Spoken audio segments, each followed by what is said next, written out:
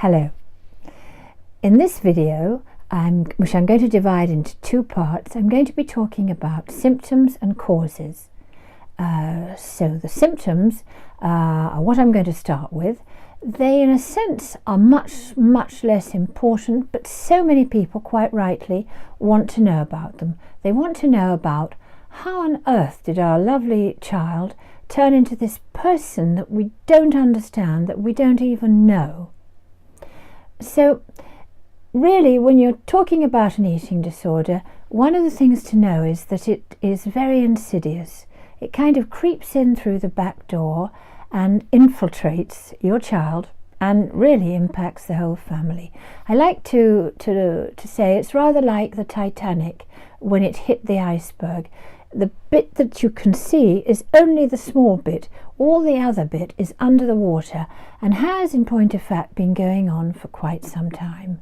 Your child, even as young as 8 or 11, can have been getting depressed, concerned about their weight, just kind of almost getting ready to have an eating disorder. So the causes are multiple. They can be, and some of them are kind of triggers. And it's not the actual trigger that causes the eating disorder. The trigger causes the dieting, and the dieting causes the eating disorder. They can be so ordinary, like someone who hasn't seen the child for a long time saying, "Oh my goodness, you look so well, you've put on a little bit of weight." Or a brother saying, "Hi, fatty foo," or roly-poly. It can be a mega event in the family, like the parents divorcing, a move, going to a new school, being bullied.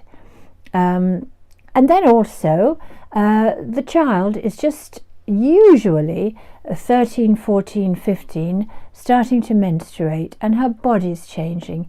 And maybe she's always been rather small and petite, and she's uncomfortable with all this, the new shapes and everything. Maybe she's worried about her studies, doesn't feel enough, doesn't feel popular, so thinks that if she lost weight and looked prettier, because weight and beauty are very, very sort of meshed in her head, things would be better. She usually has some extraordinarily reasonable motivations to start dieting. She wants to be healthy, good. She wants to be fitter. Sometimes she just really genuinely says, "Oh, listen everybody, I really would like to lose a few pounds or kilos." So up to there, nothing very spectacular, so it's no wonder nobody really gets worried, nobody thinks twice about it. In parallel to this, research is showing some really interesting things. It would seem that when an anorexic looks into her family, she's bound to find another woman who has been anorexic. So that would suggest a kind of genetic component. Also, they've taken twins and separated twins, and if one twin develops anorexia, even if they haven't been brought up together, the other one will almost surely get it. So here you have, this is a real genetic link, which can also make people feel better, because so many parents I've seen have felt guilty. What is it I did? What could possibly have happened? And on another level, and at the end of my videos, I'm going to put some links to some things that, if you're interested to go further and just learn more about it, is very interesting. And one of them will be to a Dr. Andrew Huberman. He has a very, very interesting podcast and video channel on YouTube. And he talks about all sorts of things, but his talk on how to eat and what eating disorders are is incredibly interesting. He is a neurobiologist, and he's talking here about some very, very interesting research that people have done on anorexics and the dopamine and serotonin neurotransmitters we have. And what they are finding is that somehow it's almost as if the child were allergic or reacted too strongly to dopamine. And dopamine has a lot to do with the pleasure reward systems that we all have inside us. That with anorexics, something has gone wrong. The wires have got crossed, or the whole thing has got back to front. And by this I mean what should be pleasurable and rewarding has become something that the anorexic person is really terrified of. Instead of looking forward to a lovely meal, she's scared stiff. It's something to be avoided at all costs. And so what's so poignant about this is that the child is actually no longer in control of herself. Her brain has taken over the steering wheel and is giving her the wrong message.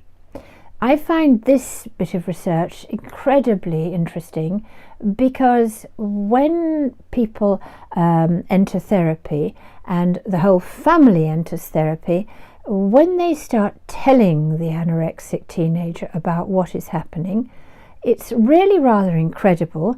She can listen, she can step back, and she can raise her awareness, and now it would seem she can take back control. She knows what is happening, because whilst she's trapped in the illness, she's not happy with it. So this is some very, very positive research, which I always want to give good news, and I think this is really good news. So more or less now we have been over big principal eating disorders, what causes it, and I'll just say one more word before I close this part of the chapter, is that it's not really important to know again. You're only wasting time trying to find out what caused it. Now we're going to get to sort of the meat of it, the nitty-gritty, what I really want you to take away so that you are equipped, and that is the symptoms.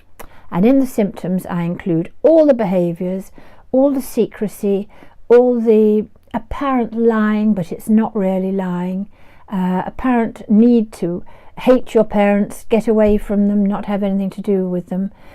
It's the part that I really, really think is one of the most important things you can learn to really be in full possession of the means and the knowledge to help your child and to stop eating disorders before they become chronic. So that's all about causes, and I'll see you in part 2 of causes and symptoms. Bye bye.